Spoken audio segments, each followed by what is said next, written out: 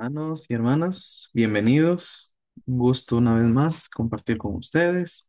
De nuevo estamos aquí por la gracia de Dios para pues, seguir estudiando juntos, ¿verdad? No conformándonos con la enseñanza dominical ni con la enseñanza personal, sino pues también aprovechando estos medios virtuales para seguir pues estudiando juntos, manteniendo de alguna forma estos vínculos espirituales más allá de la distancia, de las distintas actividades y nuestras ocupaciones, ¿verdad? Estamos aquí para pues seguir aprovechando este espacio y seguir creciendo juntos en el conocimiento y la profundidad de la escritura. Hoy vamos a retomar, estamos estudiando Primera de Pedro y vamos a retomar en el capítulo 2. Recordemos que estamos a nivel general aquí en la carta. Hemos visto que el estilo de Pedro siempre se trata de mostrar no solo la soberanía, la majestad y la gloria de nuestro Señor Jesús, sino también ver cómo eso impacta, causa un resultado en la conducta, en el estilo de vida. Y creo que al final de cuentas, pues ese es el interés que todos nosotros tenemos, ¿verdad? Definitivamente nosotros deseamos no que todo esto no simplemente se quede como teoría, deseamos ser transformados, deseamos madurar, o por lo menos debería ser así, ¿verdad? Como parte de nuestro crecimiento a la imagen de Cristo. Entonces, por eso es tan indispensable, no solo pues el estudio de la Biblia como tal, sino estos espacios, estos recursos para aprovechar todo lo posible. Siempre tengamos presente que este mundo es dominado por el enemigo y siempre va a buscar la manera de apartarnos del Señor. Aunque ya le pertenecemos a Jesús, Satanás no se va a rendir con tal de distraernos y desenfocarnos de Cristo y que nosotros nos apartemos de Él. Así que, como siempre les he dicho, en realidad les felicito mucho por disponer este tiempo, sea en el momento en que compartimos la transmisión o más adelante. Les felicito porque pues esto es parte de lo que Dios utiliza en cada uno de nosotros para seguir en ese crecimiento, para no estancarnos, para no confiarnos, sino seguir avanzando hacia adelante. En la última ocasión estuvimos viendo que, bueno, Pedro nos habla aquí en cuanto a la figura de Jesús, Cristo, como esa piedra viva, una piedra escogida, una piedra de gran valor que pues veíamos ahí en el versículo 4, primera de Pedro 2:4, fue desechada por los hombres cuando vino, a los suyos vino y no le recibieron, pero tengamos presente que no es un rechazo por ignorancia, es un rechazo que ocurrió por prejuicio, por catalogar a Jesús, en este caso el Mesías que tanto esperaban, ponerle un estándar, una categoría, eh, o sea, tener un prejuicio de cómo iba a ser el Mesías. Un prejuicio personal, ¿verdad? Porque no era un prejuicio basado en la escritura. Con solo leer Isaías 53 sabemos que el Mesías estaba contemplado que sería un Mesías sufriente, un Mesías que vencería por medio de la muerte. Aún así, ellos se aferraron a su prejuicio al punto de que lo llevaron a la muerte, pero siempre sabiendo que esto nunca fue algo que se le saliera a Dios de las manos. Como decía el versículo 4 ahí mismo, decía que esta es una piedra escogida y preciosa para Dios, porque Dios desde un principio tenía contemplado que sería Cristo. Ahora, un beneficio, resultado de esto, de que Jesús viniera a ser la piedra viva, la piedra angular, ahorita vamos a ver ese término una vez más, como resultado nosotros también, al morir y resucitar juntamente con Él, también nosotros ahora somos parte de ese edificio del cual Él es el fundamento. Piedras vivas. Ustedes también como piedras vivas sean edificados como casa espiritual y sacerdocio santo. Entonces, si para nosotros Jesús realmente tiene ese significado, esa relevancia, ese nivel que de gloria, de gracia, poder y majestad y privilegio, no podemos olvidar que nosotros también somos partícipes del privilegio. O sea, a nosotros se nos da el privilegio de también ser piedras vivas, de ser como Él, ¿verdad? Por supuesto, totalmente por gracia. No hay ni el más mínimo mérito en este propósito, sino que es algo que de su gracia Él quiso compartirnos. Y así fue como lo hizo, para que nosotros ahora seamos parte de esa casa espiritual y ese sacerdocio santo. Se nos ha otorgado el privilegio, hablábamos de eso, de este concepto, ¿verdad? Una casa espiritual, somos tanto el lugar como los que servimos en esa casa espiritual. Somos parte de ese edificio, de esa construcción, pero a la misma vez también somos privilegiados de que podemos servir, somos intermediarios ahí dentro de esa casa. ¿Para qué? Bueno, veíamos que para ofrecer sacrificios espirituales, que haciendo un paralelo con Romanos 12:1, ese primer sacrificio que nosotros hacemos somos nosotros mismos. Es nuestro cuerpo, es nuestro pensamiento, es nuestra vida.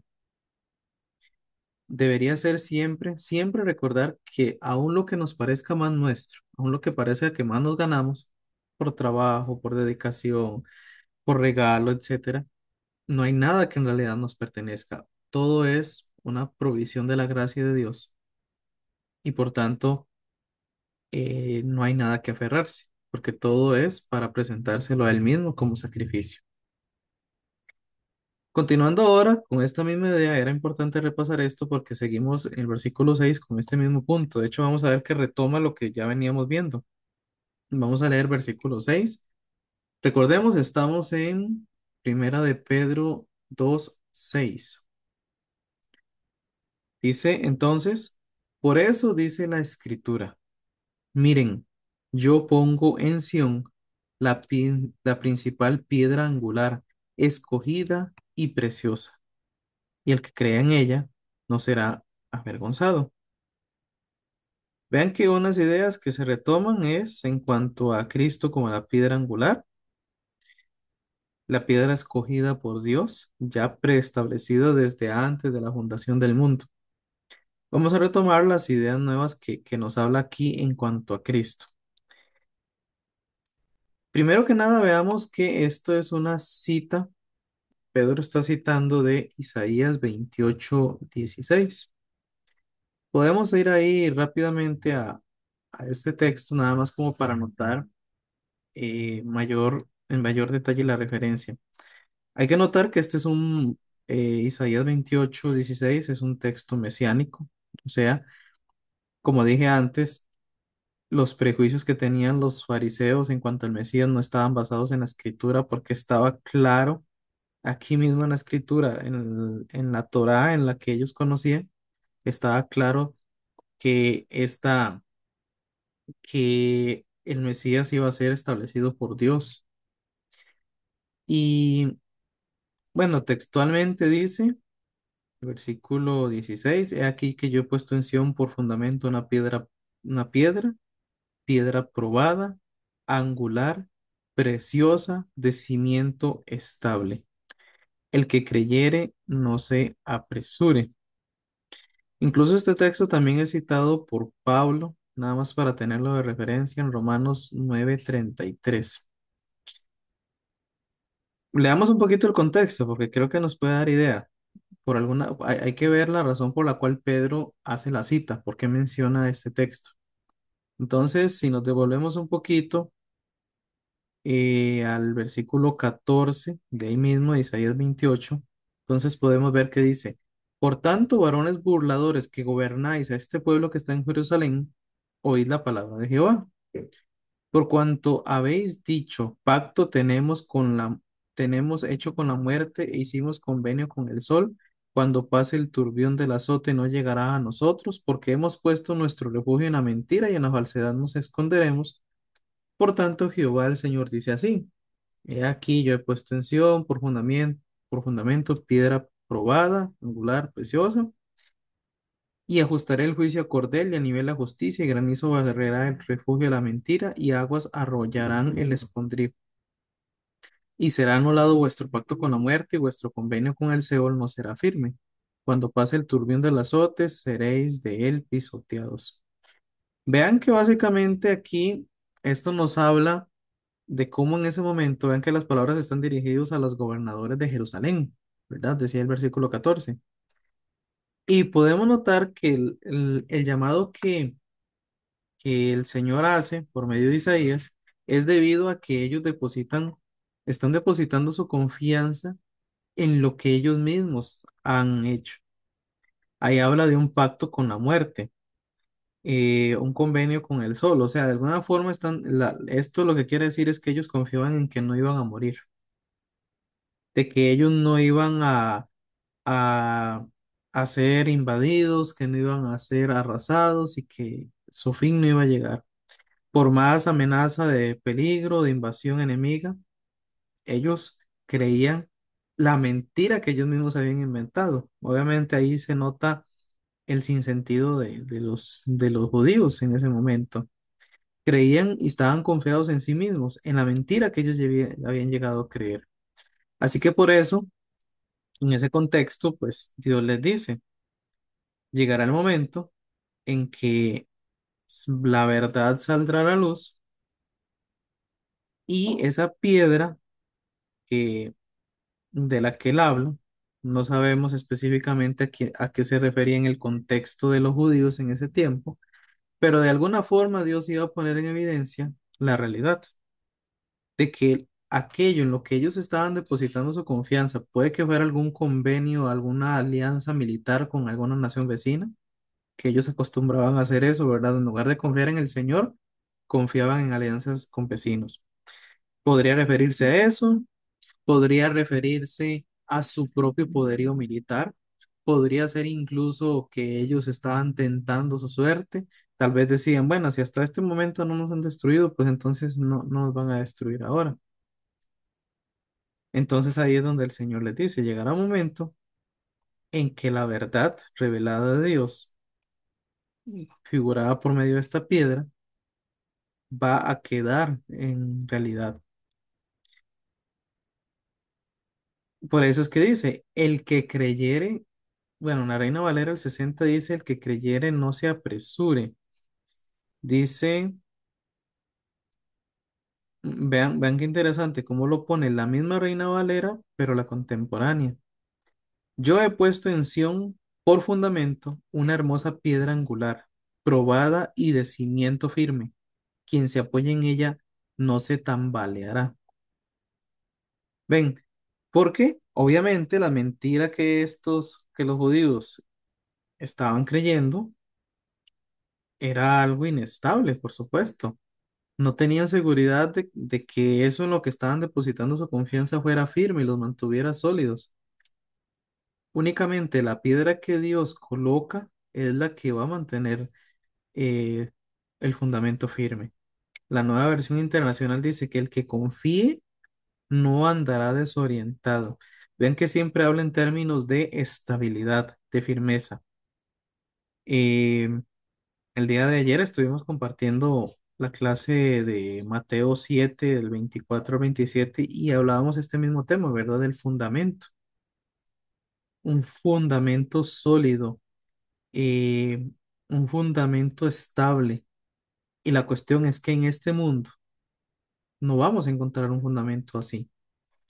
El único fundamento firme, estable y sólido es Cristo mismo, ¿verdad? Él nunca cambia, sus propósitos no cambian, su poderío no cambia. Si desde antes de la fundación del mundo estaban establecidos sus propósitos y estaban determinado lo que él iba a hacer y efectivamente eso cumplió, cómo no vamos a creer y confiar de que va a seguir así, va a seguir siendo así por toda la eternidad? Que sus promesas, que sus palabras se van a cumplir, porque Él nunca deja de ser de quien es, ¿verdad? Entonces, por eso es importante, y ya hemos dicho que sobre todo para Pedro es muy importante esto de la analogía con la piedra, porque de hecho hasta Jesús mismo lo utilizó para ponerle el nombre, ¿verdad? Ese juego de palabras de piedra, roca, y vean cómo, pues desde aquel momento Jesús, él como la piedra escogida, establece a Pedro, le da solidez también a Pedro como una piedra valiosa, quizás la primera piedra viva de toda la iglesia, la primera piedra sobre la cual la base es Cristo, el fundamento es Cristo, pero él como una de las muchas otras piedras vivas que iban a formar parte de ese edificio. Entonces, básicamente eso quería como destacar un poco del contexto de la cita de Isaías, Isaías 28:16. Vamos a rescatar algunas ideas por aquí.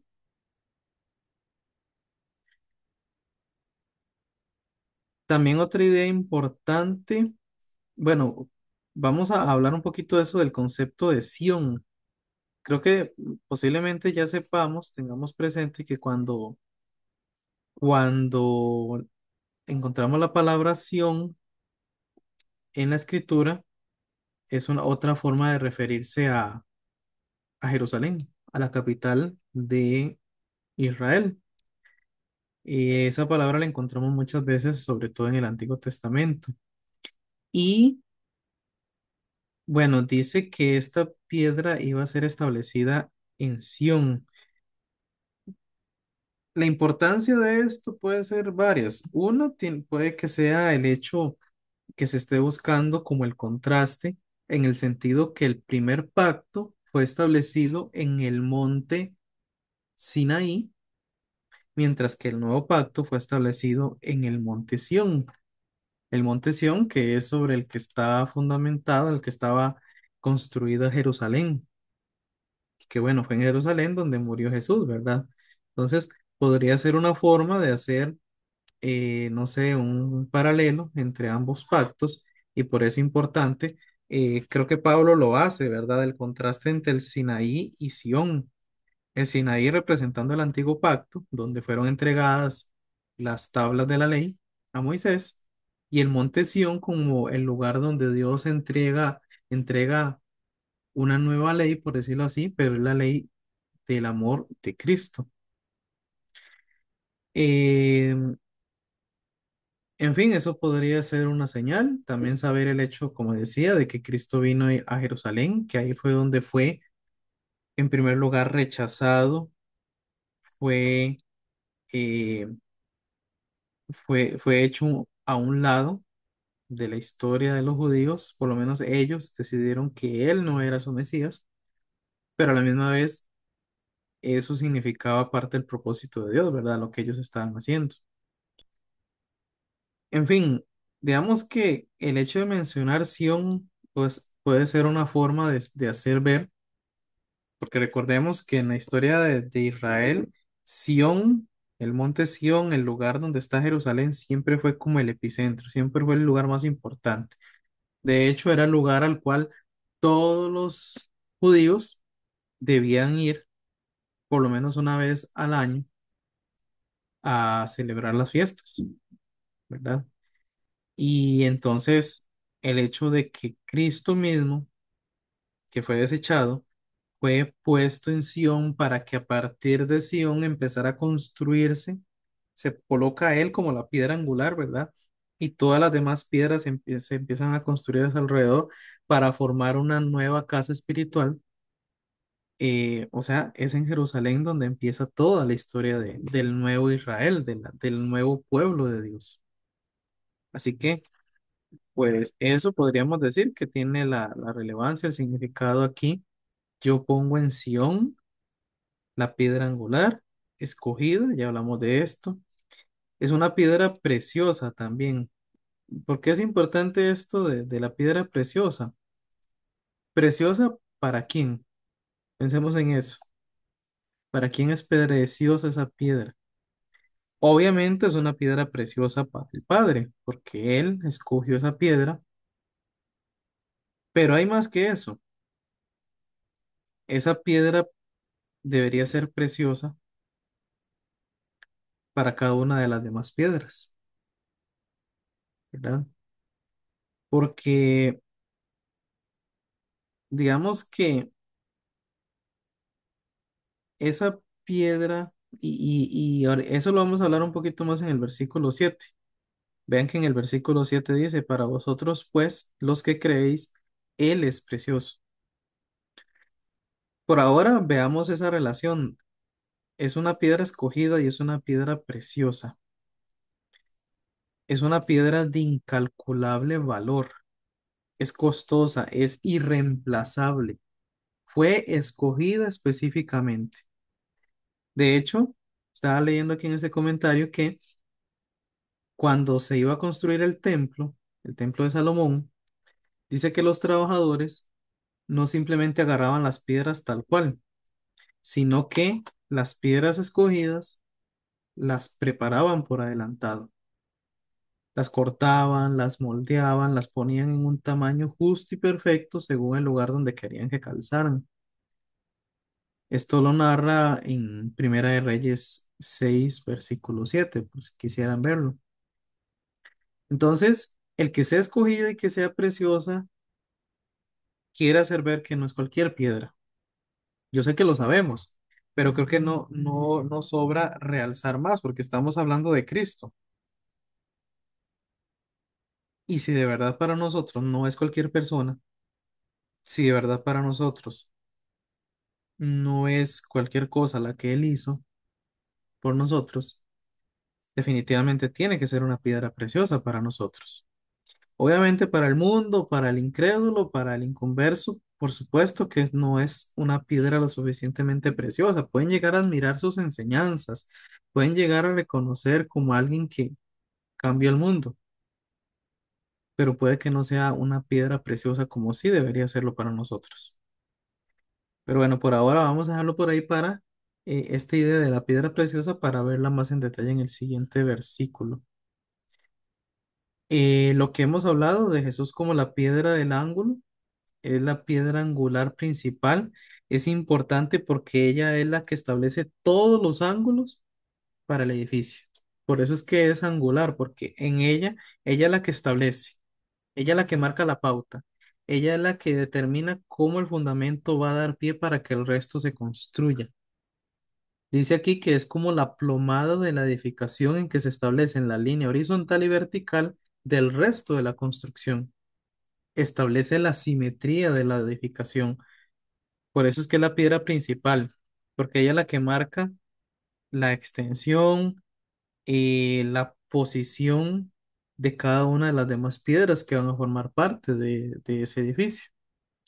Entonces, por eso es que para que el edificio sea sólido, sea firme, sea estable, es necesario edificar por medio de una piedra perfecta, una piedra escogida para esta función, para que asegure la perfecta precisión de esa casa espiritual.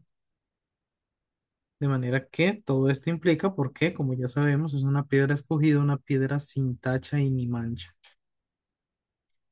Un aspecto más que es valioso ver en este versículo 6 dice que el que crea en ella no será avergonzado. La palabra que se traduce como avergonzado dice que indica ser engañado en alguna confidencia o poner la esperanza en alguien y que esa persona defraude esa esperanza.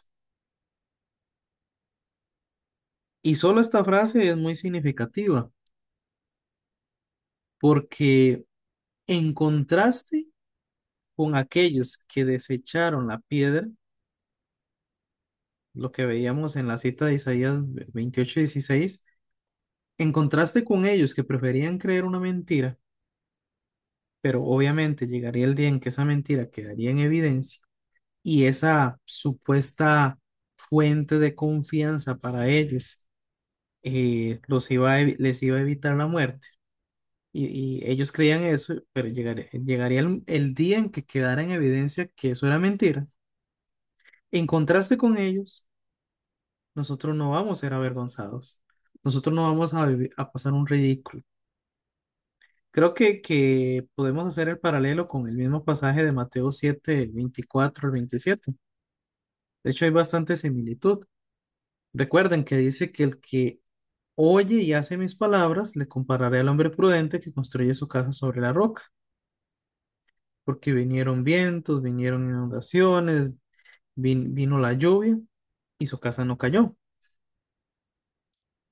Pero el que lo oye y no hace lo que dice, le compararé al hombre insensato que construyó su casa sobre la arena.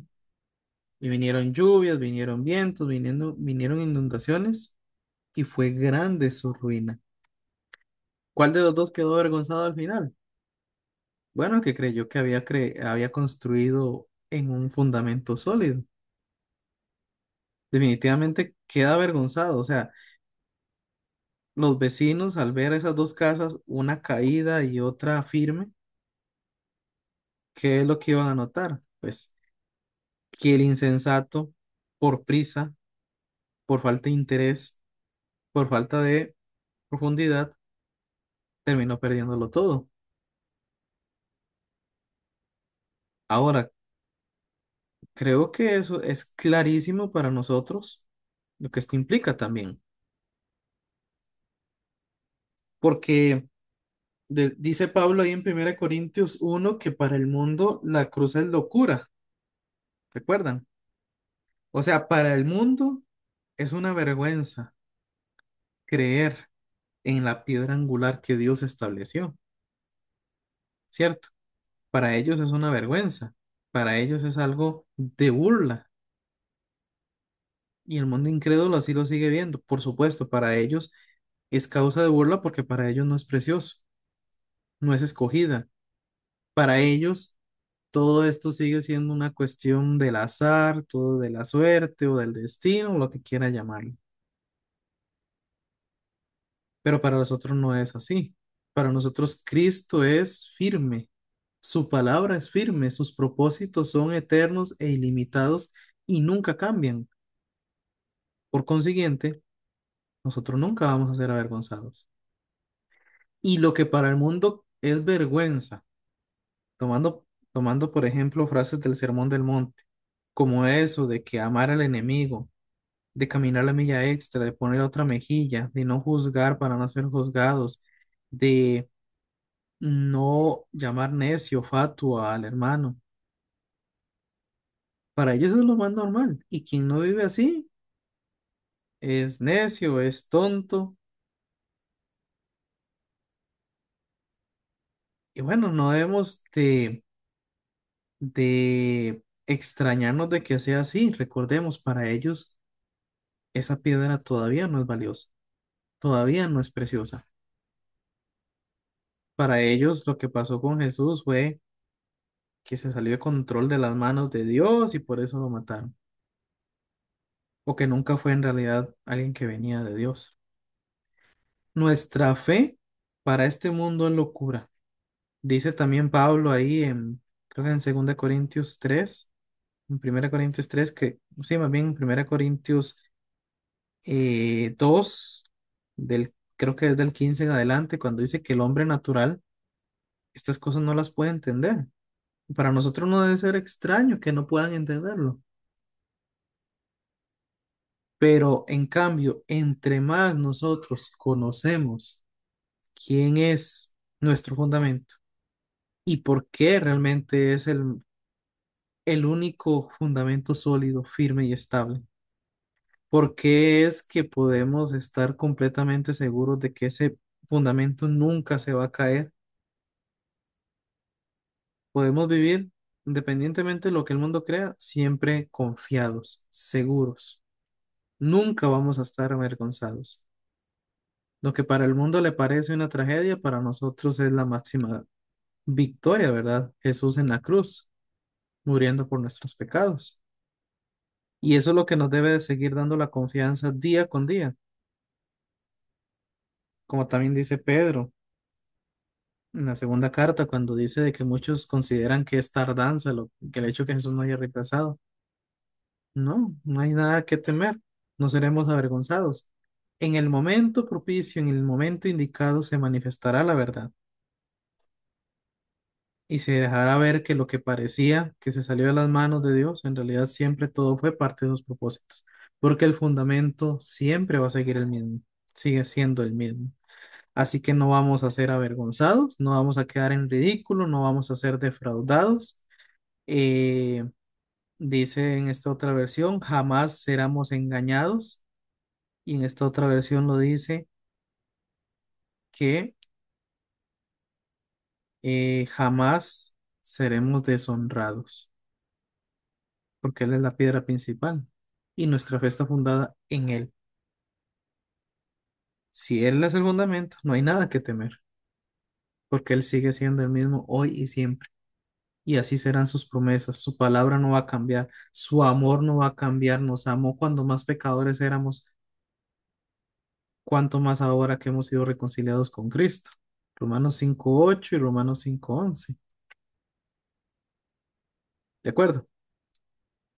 Bueno, vamos a dejar aquí entonces el análisis de este versículo 6 y vamos a dejar para el día de mañana, Dios mediante, el siguiente versículo.